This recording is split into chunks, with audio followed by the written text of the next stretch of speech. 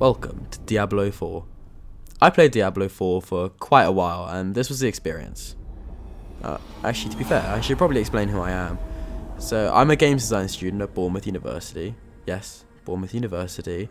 A totally 100% reputable uni for courses like science and maths. Which they're probably ranked about like 190th, something like that in the country. But for some reason in game design, it's legit like the best. So, like, I mean, some say Falmouth, but yeah, shush.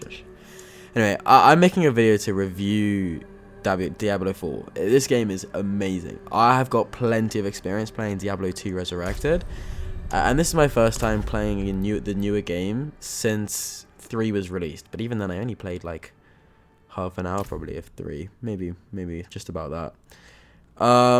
So let's rip the bandage off. Elon Musk, #1 in the world. That's why I got interested in playing it, to be honest. It all started with this message into the server, and Fear Not replying with these fucking words, which led to this legendary journey. The game is, in essence, a dungeon crawler looter grind fest for being the best. But the casual playthrough is fun and challenging enough to have perfect pacing. Let's start with the basics. These 2 fat orbs and the 6 boxes in the middle, this big red one is of course the health, and Diablo coined this so freaking long ago that nobody has really been bothered to change it. There's the concept of the green health bar, but when it comes to what color represents life, everyone pretty much goes with red most of the time. So, the other ball, however, could be different for many different characters. It could be blue and represent mana, yellow represent fury, it could be like some greeny colour for the Necromancer. I'm playing a Barbarian, so I will be going into depth about the Barbarian skills and that kind of stuff. There will be some content of my friend Finot who is playing the Necromancer. Boom, here's a skill tree. This shit is complex, but it makes sense as time goes on. You start understanding your looting, as you're looting and coming across new items, able to see the potential and the possible builds that you could make, learning what kind of synergies exist, you know. It's kind of all just progressively learning. It's feeding you slowly more and more. Leveling, for example, once you reach level 60, you unlock the paragon board. And in theory, you can't get any more skill points, but, you know, there's ways to get them. You can grind out renown by completing, oh, God knows how many missions and side quests and discovering the map and, and this stuff gives me the heebie-jeebies remembering having to do it. Now, the looting mechanic. Look, this shit pops in your brain. It gets all the happy chemicals going. Wait, is he dead? The important thing is the colours. The colours ingrain in your brain what's good loot and what's bad loot. The excitement when you get a super cool and solid reward after like a solid, strong, difficult fight. And the actual feeling of being like rewarded. And the items providing benefit to you, you know? Holy shit, we actually did it. So you better drop something. However, the game is inherently progressively diminishing returns, as the band of better loot you can get gets smaller as time goes on. The better loot you have, the longer it's going to take to get something better. So you could take it very slow and run low-level dungeons, or you could hard progress as quick as possible, rush the main story, rush to level 60, and then start farming pit dungeons and nightmare dungeons. Let's finish up that chat about Elon Musk so that we can start with the gameplay. The way that players are ranked is the speed at which they can clear a pit difficulty. So, I mean, pit 150, which by the way is so goddamn hard, it can only really be completed by select certain builds. The quill launcher, whatever it's called, that does quadrillions of damage based off a bug. It's just like, come on, man. Like, what do you expect? Anyway, pit tier 150 on pit leaderboard, the fastest clear is 159 by resistance. However, Elon Musk posted his 156 run on Twitter. Many have said that it's not possible and that it must have been cheated and that he must have been boosted and whatnot. But he has proved many times that he does actually play the game. He streams it. He has streamed it. He's showed his skills and they are legit. The run has yet to be verified and it potentially will never be accepted. But I think it's a bit unfair for it not to be, because despite who he is as a person, his results from playing games are as they are. The fastest clear for every other character not using these kind of builds is 13 minutes, but in the range of 13 minutes and 50 seconds to 15 minutes. That is insane. The combat.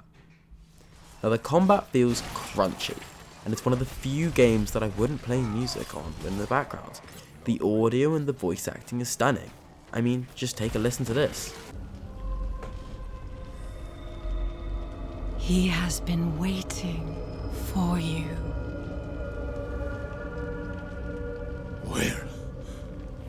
Where is he? Come forth.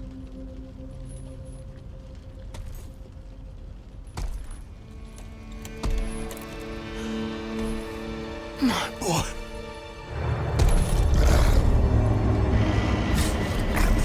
He called out for you, wept until his tears became fire.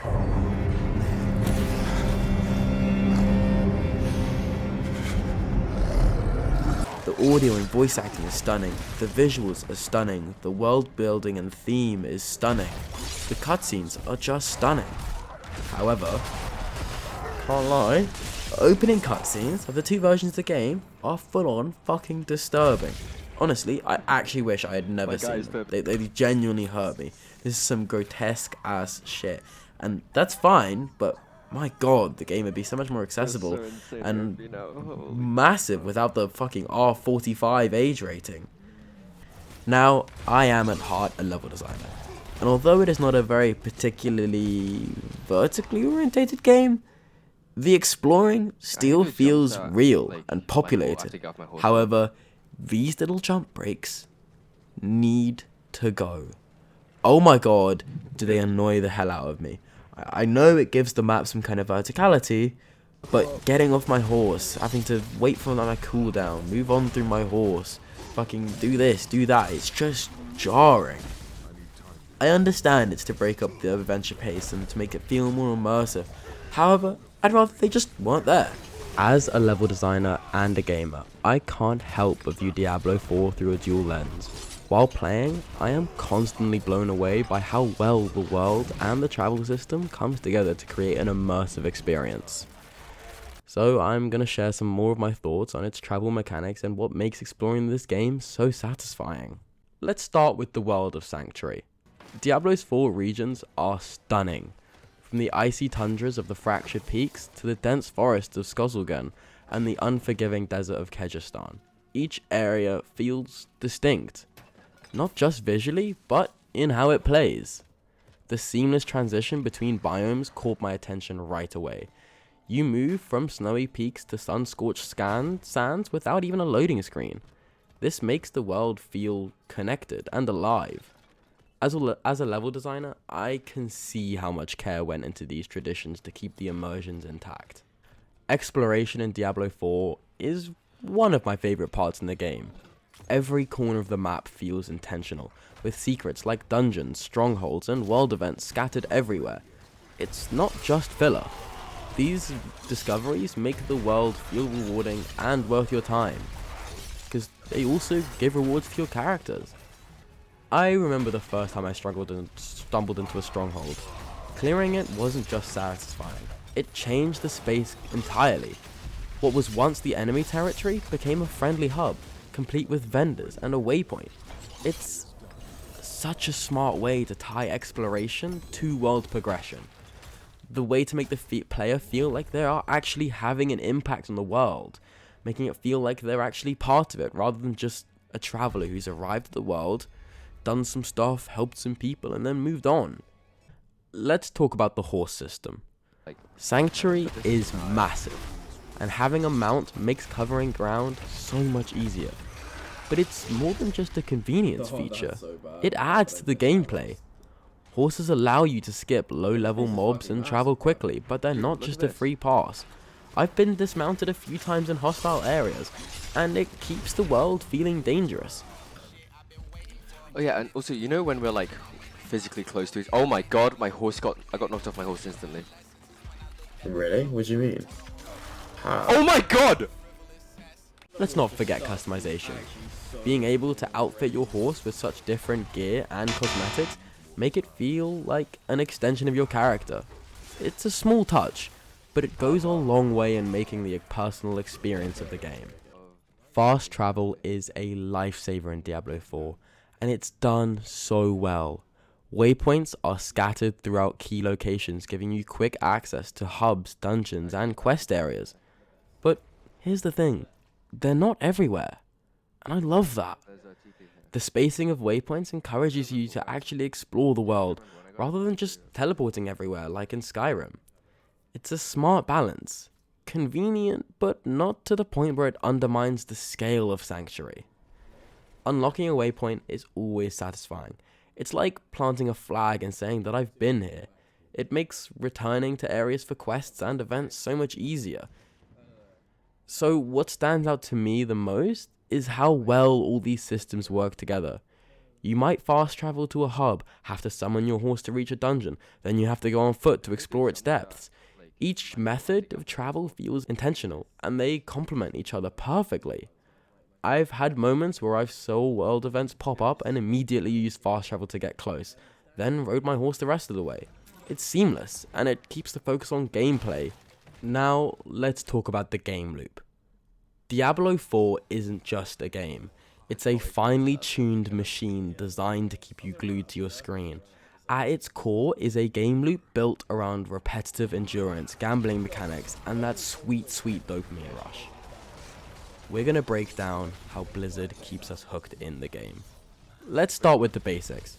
Diablo 4's game loop revolves around a series of interlocking systems: exploration, combat, loot acquisition, and character progression.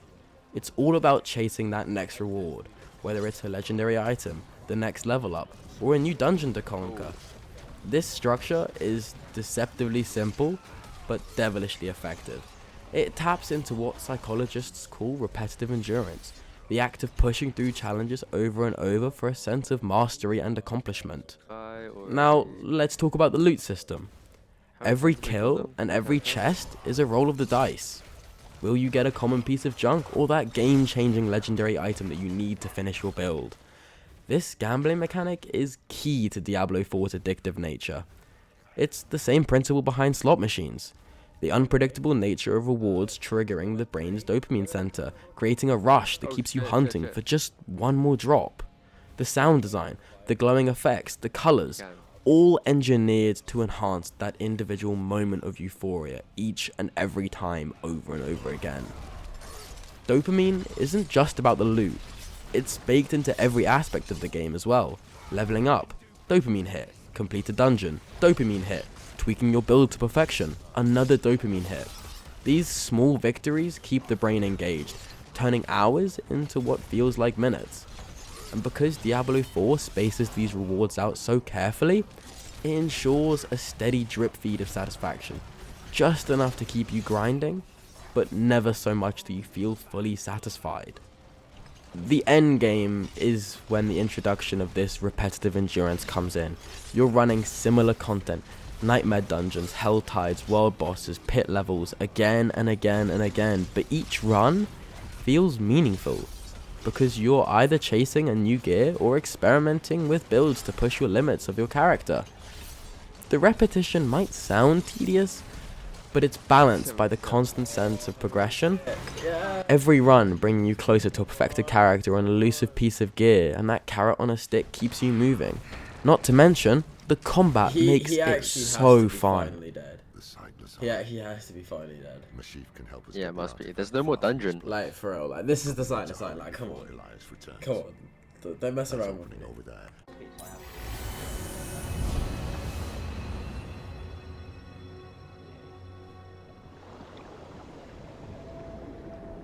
Wait, he's not dead? There's no shot he's not dead, bruv. Is reforming. How do you know? Yeah. Plot twist, bro, is like some evil. basic degree of consideration. Plot twist, bro It's is not written the in villain. our code. Bro's son got turned into one of the He bosses should we have had to fight. Though calling Into a dog. Sounds a lot like That he was- turned that his was son his- into He a wants boss to to try and imprison Lilith with my soul stone. I don't know, One that seems pretty held sus to me. This is pretty Can it sus. work? What do I know? Certainly not. The Marco, how stone much needs money to would be you put on attuned Donan first, being the final boss? and he will need an expert. Everything, bro. No way. Laura thinks that expert is. So why does this loop work so well? It's a combination of psychology and design. The endurance keeps you engaged, the gambling mechanic keeps you excited, and the dopamine hit keeps you happy. Blizzard has mastered the art of turning grind into gratisfaction. And while it's easy to call it a grind, the reality is this. We keep coming back because every click, every drop, every kill feels like a step towards something greater. Now the skill tree and abilities. The Barbarian skill tree is built around 5 key categories: basic, core, defensive, brawling, and weapon mastery, and of course ultimates, but we'll get onto that later. Each offers powerful tools for a specific playstyle, so let's break it down. Basic skills are your bread and butter, generating fury, the second orb, your resource for stronger attacks. Skills like Frenzy and Bash are quick and effective at setting up devastating combos. But core skills are where the real damage happens. Take Hammer of the Ancients, for example. It smashes the ground with overwhelming force, perfect for wiping out groups of enemies. Need to survive a tough encounter? Try leveling up your defensive skills like Iron Skin, Rallying Cry. Both of these offer protection and crowd control, giving you a chance to reset the fight. And now, brawling skills. These are more for mobility and buffs. The brawling category shines, and with skills like Leap letting you dive into the action, or Escape, while Warcry rallies allies for increased damage. Charge lets you apply massive CC onto multiple targets. It's so versatile. But now, of course, like with every other character, the real fun begins in endgame, when you can start tailoring your Barbarian character to your playstyle. Here are a few popular builds to consider. First up, the Whirlwind Barbarian. This iconic build turns you into a fucking Beyblade, dealing consistent area damage whilst keeping you mobile. Next, the Bleed build. Focused on damage over time, this setup uses skills like Rend and Rupture to stack bleeding effects, melting enemies slowly but surely. And finally, the Hammer of the Ancients build. A high burst, fury-hungry setup that obliterates bosses and elites in seconds. There are so many builds. So many.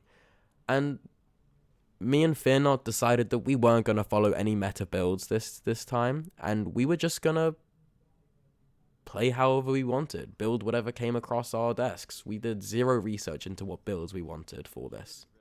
Now, the Paragon board. The Paragon board adds even more depth to your Barbarian. By focusing on nodes that enhance fury generation, weapon damage, or survivability, you can push your build to the next level. Pair this with glyphs that boosts core skills and damage, and you've got a recipe for domination. Of course, no class is without its trade-offs.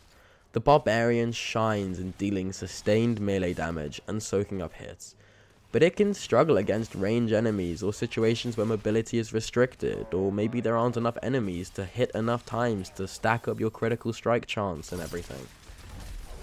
Managing fury is also crucial. Run out and you're left swinging basic attacks. There's just so much depth to the characters. The Barbarian is the ultimate choice for players who love raw power and relentless combat. With the arsenal system, diverse skills, and endless build potential, it's a class that rewards both creativity and aggression. Whether you're spinning through hordes or smashing elites, the Barbarian brings a satisfying, visceral experience to Diablo 4. Nah, honestly, if you did, you would just restart a new character. Bruh, your things chase me. I can't do anything against them. Bro, your things move so quickly. What the fuck? Yeah, they're devious as fuck. Bro, they move so quick. If I don't take control of the fight right away, if I don't insta hook you, insta kill you, I do lose. That is actually very interesting. point ain't showing me no love. Everyone's got my tunes on their phone and the CD in a PC at home is packed. Okay, we'll see. But I think I can take the lead if I just QEWR. Where is your Somebody out there, please My ass? what I'ma do with my uni degree. I don't want a job, blood, I swear down. I just wanna be a big MC. Something along them lines. Swear on my life, music means so much. Do you see it? I have zero chance. I am by the way fully spamming potions. Understand me. I have an idea then. What? Speaking of my PvP build. What? Necromancer. My PvP Necromancer build, yeah. It's just your regular build, isn't it? Oh yeah, but I can change my skills. Bro, to no, fit not the people. kamikaze fuckers.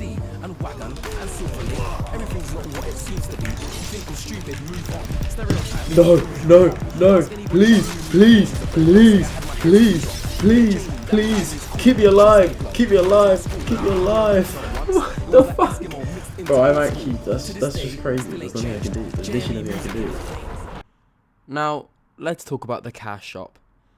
Diablo 4's store is loaded with cosmetics, skins, mounts, and other items. Sounds innocent, right? But here's the catch. The prices are deliberately inflated. For example, a single cosmetic could cost as much as £20. Often more than that. And that's no accident. It's designed to push players towards bundles and larger currency packs so that you always end up with a little leftover currency that you can't fully spend without buying even more.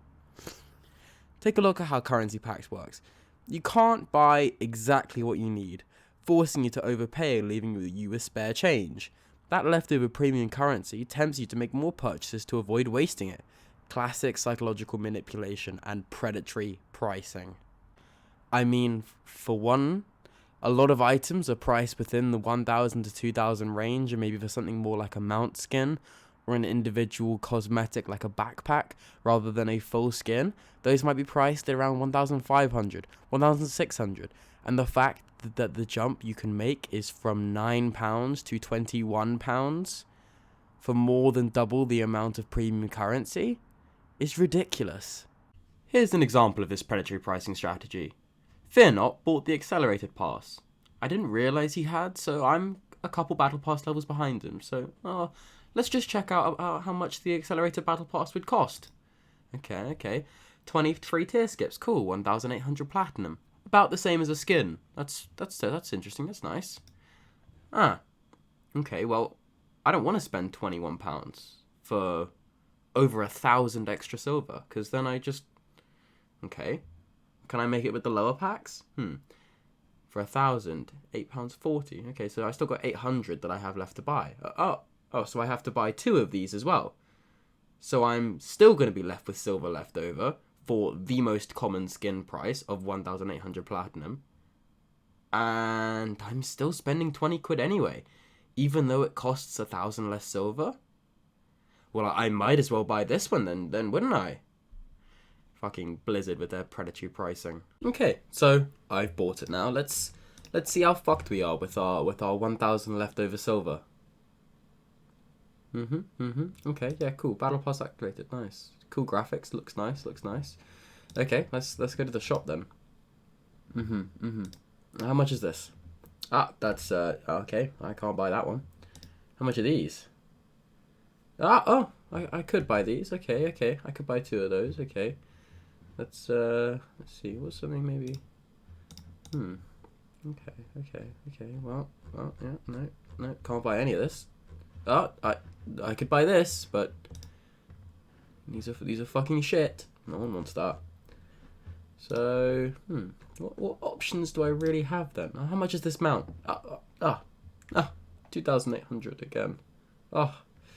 So, are you telling me that if I wanted to buy anything here, I would have to buy more silver? Unless I would just spend this on something that I don't actually want, because most of these things are shit. This one's okay, I guess, but I don't really want it. So what do I do with this leftover silver? This profaned light looks quite cool. 2,600. Well, I'm almost there. Never mind. I still can't buy it. Because I'll still have to pay full price for it. That's interesting. I never would have assumed that would have happened. And what's even more interesting is this 60 left over. Normally, people wouldn't have that. And then... Oh wait. They're still 100 behind what they'd need to. Or on a 2,800 silver skin, they're 300 behind what they need to. Which, yet again, means they can't afford it. And they would, yet again, have to basically pay full price for this skin, despite having almost half of the required premium currency. Moving on from the predatory pricing cash shop, don't even get me started on the third-party trade system that exists in the game. I mean, Diablo 4 leans heavily on its progression system to keep you hooked, and it's no secret that some players want to skip the grind, while Blizzard hasn't implemented pay-to-win mechanics directly into their store. Many third-party traders have stepped in to fill the gap. These traders sell rare items, gold, and even full accounts, allowing players to bypass the grind entirely. For a price, of course. But there's a big risk here. Blizzard actively bans accounts caught using these services. Even so, the demand remains high because of how slow and grindy the core progression can feel. Yep, and that's a big fucking At the end of the day, the combination of an overpriced cash shop and a grind-heavy progression system creates a perfect storm. Players are either pressured to spend big on cosmetics or tempted to cut corners through risky third-party traders. It's a system that sadly prioritizes profit over players. And now, for a look at the campaign. Just to preface, I will not be going through the story in detail. I will not be spoiling the story well, I'll be spoiling the story, don't get me wrong, but you're not going to really get a same sense of the story as to I did. This is more a rating of what the story is. And if you want to know how the story goes, you should just play the game for yourself. Honestly, it's worth it. Diablo 4's story is told through a series of acts, and each act is packed with quests that drive the narrative forward. While some shine with engaging writing and lore, others fall into the trap of repetitive objectives. Let's break down the standout moments and reoccurring issues across the game's main quests. Act 1. The Prologue and Fractured Peaks. This is where it all begins, and it wastes no time throwing you into Lilith's world. You meet the priest Nyrel and learn about Lilith's horrifying power. The quest culminates with you being drugged by the townsfolk, an unsettling introduction to the grim tone of the game. Afterwards, you follow the trail of destruction Lilith left behind. Villagers are corrupted, people are losing their minds, and you're constantly reminded of her growing influence. The quest effectively builds suspense, but relies heavily on talk to this person objectives that slow down the pacing. Afterwards, you're then introduced to Lorath Nahir, one of the first major characters, a former Haradrim. His gruff demeanor and deep connection to Sanctuary's history make him a standout character. His guidance helps frame the larger stakes of Lilith's returns. The prologue establishes a dark, oppressive tone that introduces compelling characters like Lorath and Nyrel. The drawback is the repetitive nature of some of these early fetch and talk quests make it hard to enjoy. Act 2. Skosglen and Kegistan. This act starts by exploring the cursed woods of Skosglen and encountering druids struggling to hold back corruption. This quest dives into the tensions between nature and the forces of decay, giving the region a unique flavor.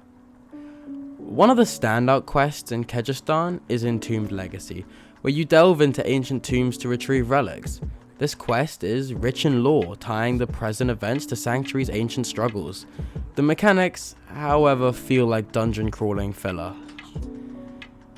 Lilith's manipulation comes to the forefront as you uncover to the extent of her sway over mortals. Encroaching Shadows has a strong storytelling moment, but suffers from tedious travel distances. The lore and faction dynamics in Skosglen and Kegistan are beloved. However, long travel times make the quests feel like padding. Quick shout out to Donan here, no script, no bullshit. Donan, sick character, sick story arc. Oh my god, his son dying, his son being turned into a demon, him not thinking he was good enough. us having to go to some fucking witch hut to smoke mushrooms or some shit and yet again get high for like the 12th time in this game. Perfect. Absolutely amazing. Him not being able to do the specific crystal forging shit that we needed to do because he wasn't feeling confident in himself. Chef's kiss. Absolutely amazing. The fact that he needed to get Laura to come and help him, his own friend. Oh, it just doesn't get better.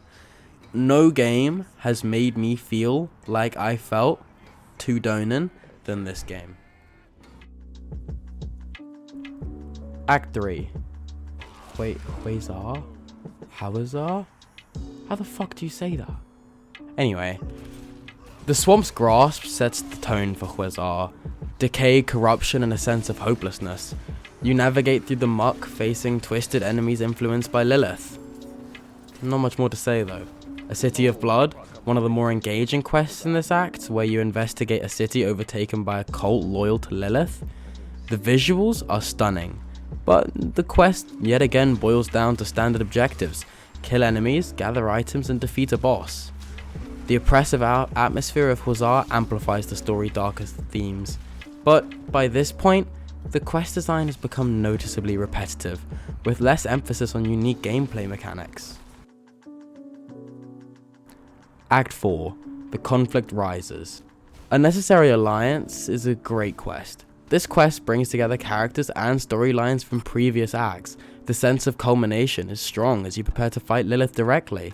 Now, Fury Against Fate, a battle-heavy quest where you confront Lilith's forces in a climactic showdown. The combat is intense, but the build-up is surprisingly short. And the Andariel fight. Andariel, an iconic boss from Diablo's history, makes her return. Unfortunately, she was laughably easy for us to beat, leaving, well, we felt underwhelmed by the build-up, but maybe we were just overpowered at this point. The narrative begins to focus more tightly on Lilith, building final anticipation for the acts though. And Andariel's fight may be a letdown, and the pacing does feel a little bit rushed in places, but by no means a bad act at all. Wait, is he dead? Loki didn't realize. Act 5, the climax. This must be my least favorite act of them all. This act felt like it took forever. I mean, I've only got 2 notes about this. The last bastion, you defend a critical stronghold against Lilith's forces. This quest attempts to ramp up the stakes, but drags on with repetitive waves of enemies.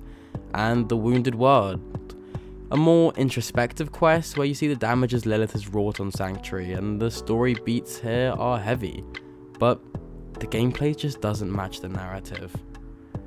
The story leans into an emotional and world-ending theme, but the pacing suffers and some of the quests feel really unnecessarily drawn out, like that Follow the Snake quest. Oh my god, get me out of there. And finally, Act 6, the finale. This was such a good act. I'll start by going over my favourite quests. The Gates of Hell. You finally step into hell. The game's visuals are at their peak. This quest is what the whole game has been about. All of the atmosphere and the build-up leading to this final confrontation. The final stand. The ultimate battle against Lilith is both epic and visually stunning.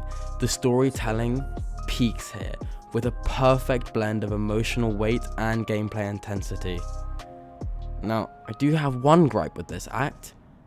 Donan, why the fuck would you touch the big fucking pillar of dead people? Donan touching a cursed pillar is one of the most memorable moments. If only it was because of a good thing and not out of his sheer stupidity. I mean, who just touches creepy dead stuff in hell? Who does that? We're in hell.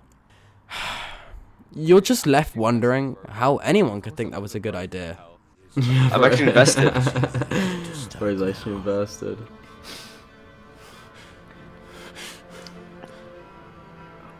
You should have come to me instead of the cathedral. I would have shown up for you. Shared your burden. I know. And perhaps things would have gone differently with Scott's claim. And with Yoren. Oh, bro. That's making me sad now. Shit, yeah. Was it enough? Yeah, Doden, you did a good job. I think Don't worry. it Yeah, was Donan, you did a good job. As stupid as you are, you did a good job. Like, as good as you could expect a normal human to do in this fucked up world. Hello Yeah. there. Hello, Miller. As many times as we had to backtrack for you, Yeah, for real. did a good job. As many times as you got stabbed by a random demon pole that you just shouldn't have touched for no reason.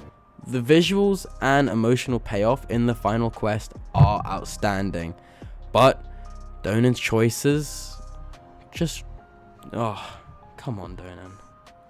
Now, my final thoughts on the quest design. Diablo's 4 quests shine brightest when they lean into a game's rich lore and unique world. However, repetitive objectives, occasionally frustrating pacing holding some of them back, despite these flaws, the story quests successfully deliver a dark, memorable narrative with an ending that feels deeply satisfying when it matters most. Now that I've finished giving the background on the world building, the characters, the cash shop, and the campaign, I think it's time we look at our Lilith fight.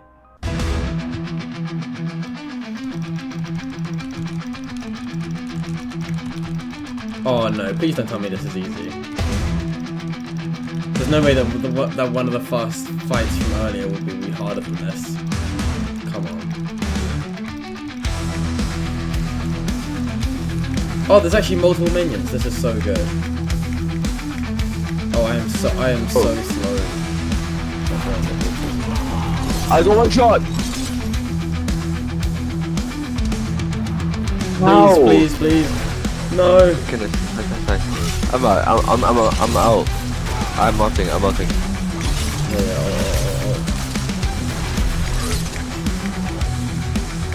Let's go this little guy. Let's go this little guy. Bro, Are you dead literally, again? any of her abilities one-shot me. I'm not even lying. If you can do this by yourself, try. Because I will get one shot. I can, I just don't know if I'm going to do very well. Holy shit. That's one death. Okay. Good time to do damage.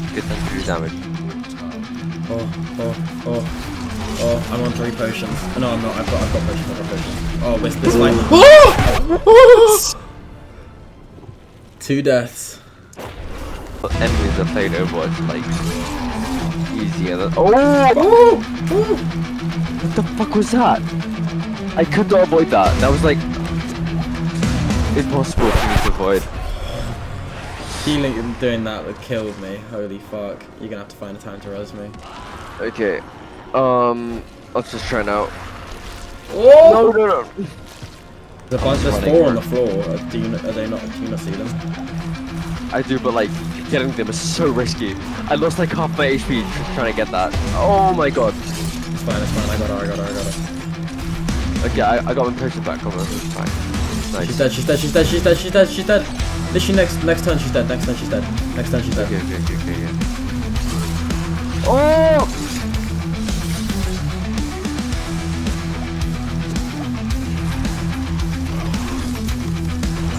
Yes! Nice. I didn't have a potion active! I was dead there. Bro, no potion is fine. I think you'll still get the XP. But I pray. Yeah, for real.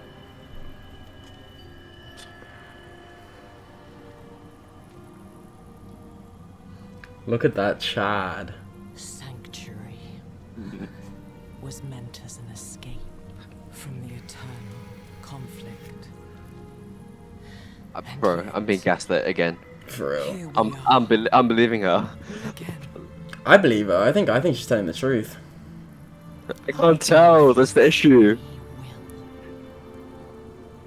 And you've squandered It's because of Miller.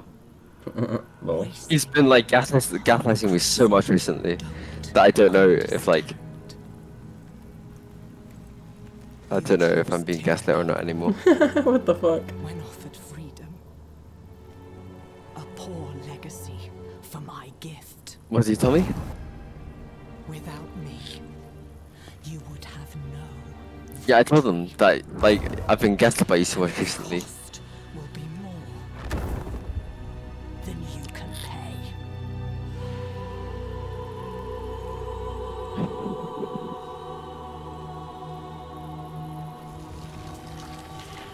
Holy shit, we actually beat her. No way. Yeah, I don't know what's good or bad now. Because, like, what if she actually was telling the truth and she was, like, our savior? I think she probably was. That's probably why Vessel of Hatred exists. Fuck. It's not like we could have done anything different though. Yeah. Holy shit. Yeah, Mephisto in the background, the next villain, for sure. It's the foreshadowing. Yeah, for real. Oh my god. My armor is, like, stained purple now. Loot! I love loot! So, you finished the campaign like us, and now you're ready to dive into the real challenge. The endgame of Diablo 4 offers a variety of activities designed to keep you pushing your character to new heights. Let's break down what's waiting for you beyond the story, including nightmare dungeons, world bosses, and hell tides before we dive into the ultimate test, the pit. Nightmare dungeons are a key part of Diablo 4's endgame. These dungeons are unlocked using night messages which introduce powerful affixes to the dungeon environment, making challenges harder or more rewarding. The higher the tier of sigil, the tougher the enemies and the better the loot. Nightmare dungeons are meant to test your adaptability, as nightmare dungeons will have random affixes like poison puddles or other challenges. World bosses. World bosses are another major part of the endgame, offering huge rewards and requiring team coordination to defeat. These are fun but not entirely worth it events. These massive bosses drop valuable loot, including legendary and unique items, but you'd probably do better spending your time somewhere else from my experience. Hell tides. Hell tides are special events that transform certain regions into hellish zones, filled with high-level monsters and offering enhanced rewards. Here you'll face enemies with tough affixes and modifiers, testing your abilities to adapt. Yeah, I think it's just hella chance. Like, I just did a mill there. Though hell tides provide some great loot and challenge, they aren't the ultimate test of your build's power. The pit. The true endgame. After facing world bosses, surviving hell tides, and braving nightmare dungeons, the real test of your build begins. The pit. This is where your character's true strength is put to the test. The pit is a brutal endgame mode where you must kill enough enemies within 15 minutes to activate the boss spawn, after which you must then kill the boss. Then you get your loot drop. Seems simple enough, just kill shit. Clearing pit 60 means your build is decent. It's good enough to handle 99% of the challenges thrown at you, but there's still room for improvement. However, if you can clear pit 90, you've got a top tier build. This is where only the most optimized builds can survive and thrive. Success in the pit requires the right build, and that means maximizing every aspect of your character. Your gears, your glyphs, your paragon board must all be working together in perfect harmony to take on the waves of enemies. Whilst nightmare dungeons may have been a test of endurance, the pit is where your true build optimization comes into play. Glyphs play a critical role in the pit. To level up your glyphs, you need to clear the pit itself. As you progress through runs, you'll gain glyph experience, which will help you level up your glyphs, increasing their power and expanding their effect on the paragon board. If you're aiming for pit 60, you're on the right track. 90 is the real challenge. This is where only the best builds succeed. The difficulty is brutal, with punishing affixes, deadly elites, and powerful bosses that will test everything you've built. If you can clear pit 90, you have reached the pinnacle of Diablo 4's endgame. Now, why don't you let me know in the comments how far you got? And whilst we're at it, we may as well watch the rest of this pit run that me and Fearnot did. Like, I'm kind of poking it a lot and then it just dies.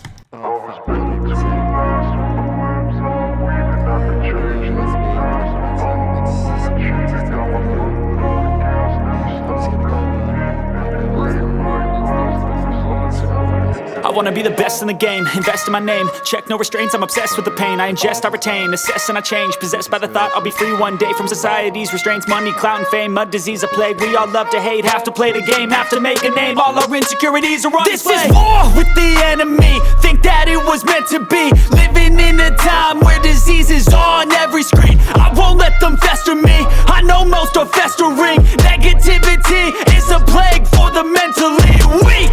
No mercy, all I got is working. Never stop searching, never quench the thirsty. I'm toxic and psychotic with this logic, you can't stop it. It's been chronic since I was a boy, so neurotic and chaotic. I'm built to last with the webs I'm weaving. I could change the past with all I'm achieving. Got my foot on gas, never stop competing. If you break like glass, then this life's gonna eat 'em. Make mistakes real fast, then you learn how to beat 'em. If you take off the cast, you can see all the healing. If the pain's in the past, move on from the grave and put your foot on the gas. No, never stop competing, yeah. I've been doing this, I'm on it.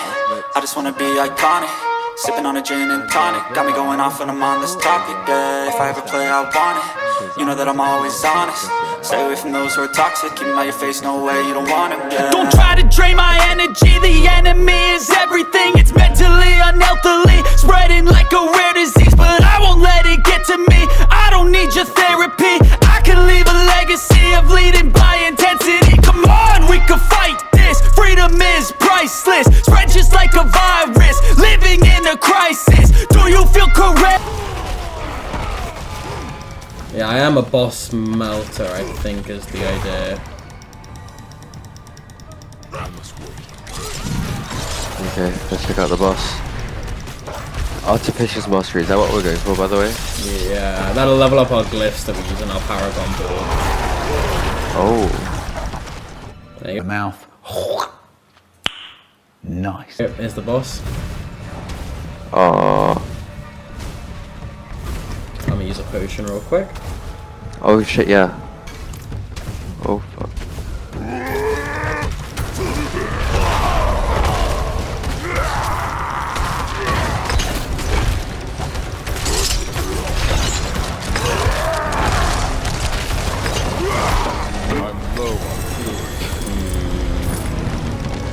Why do you think that's gold? I did nothing then. I genuinely did nothing.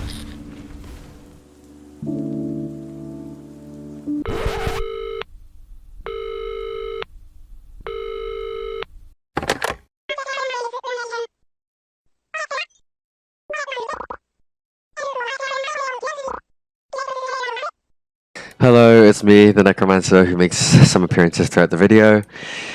I'm just gonna go over my build and sort of the basics of the Necromancer, from what I've seen at least. So, Necromancer's got the basic skills, which I'm pretty sure all classes have. It's got core skills, the corpse skills, the curses, and more corpses, the ultimates, and the passives. And the build that I have gone for is curse damage, because I haven't looked up any meta builds just yet, or haven't for my curse I've gone for decrepify, and I've put all my points into amplify damage. For my personal damage, I've gone for blighted corpse explosion, which will do 30,000 shadow damage over 6 seconds. Pretty crazy. For my minions, I've also put all my points into them where I possibly could, and I've gone for Army of the Dead. The gameplay loop of my build is pretty much just curse enemies, let my minions tank and do a bunch of damage, and also use Blighted Corpse Explosion and Corpse Tendrils to CC and to do my personal damage. Yeah, when I play solo, I've got my Golem on Taunt, my Taunt Golem. But when I play with Kulin, I have my Iron Golem, which I think is better damage, but no taunt. I just curse all the enemies I see first, use my golem to land in the middle of all the enemies because it'll taunt and shed corpses. I use those corpses to activate corpse tendrils to CC everyone, and then I spam blighted corpse explosion to do a bunch of damage. Exactly. I'm about to kill the boss.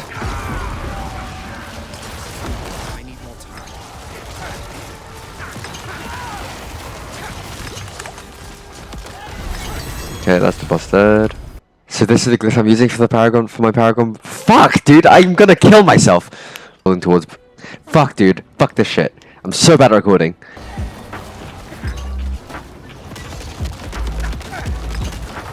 Yeah, I don't do much damage against bosses. The mouth. Nice. When the night is cold and lonely. This is a dollar bill.